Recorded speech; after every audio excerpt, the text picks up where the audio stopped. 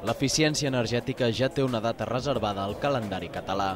El Clúster d'Eficiència Energètica de Catalunya va organitzar el darrer 9 de maig la primera nit de l'eficiència. L'acte, conduït pel director i presentador de Singulars, Jaume Barberà, es va celebrar a l'auditori de la Torre Akbar. El president del clúster, Carles Albà, va ser l'encarregat d'inaugurar la vetllada. Avui em sento especialment orgullós de ser el president del clúster i poder inaugurar aquesta nit, que és la culminació d'una iniciativa que fa temps que estem treballant des de la Junta Directiva i que vol ser un acte de posicionament del sector. Els assistents es van mostrar satisfets pel format original de l'esdeveniment i sobretot per la tasca de lideratge que realitza el SEC des de la seva creació.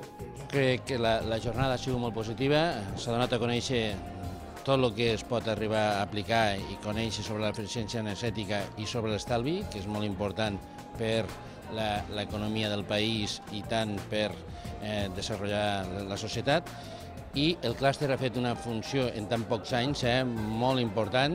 Va començar en molt poques empreses, va començar l'any 2007-2008 en 7 empreses i ara estan més de 100 empreses. 3 dels socis del clúster, Isabel Tejero, de l'empresa Cofeli, Josep Carreras, del grup d'il·luminació IREC i Albert Ginesta, d'ABB, van presentar projectes i productes innovadors per optimitzar l'ús de l'energia. També es va exposar el programa London Refit, a càrrec del seu director Dimitri Hadjidakis. Aquest projecte de rehabilitació d'edificis ha servit per reduir 12.000 tones de CO2 en un any i ha permès un estalvi de 2,1 milions de lliures en un any a la capital britànica.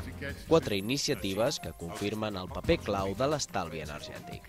L'eficiència energètica s'ha tornat com una solució perquè al final és una manera és un estalvi energètic utilitzant noves tecnologies que no necessita cap prima, és a dir, que s'autofinancia amb els estalvis que tu tens de consum energètic i té uns retorns molt més curts del que estem acostumats.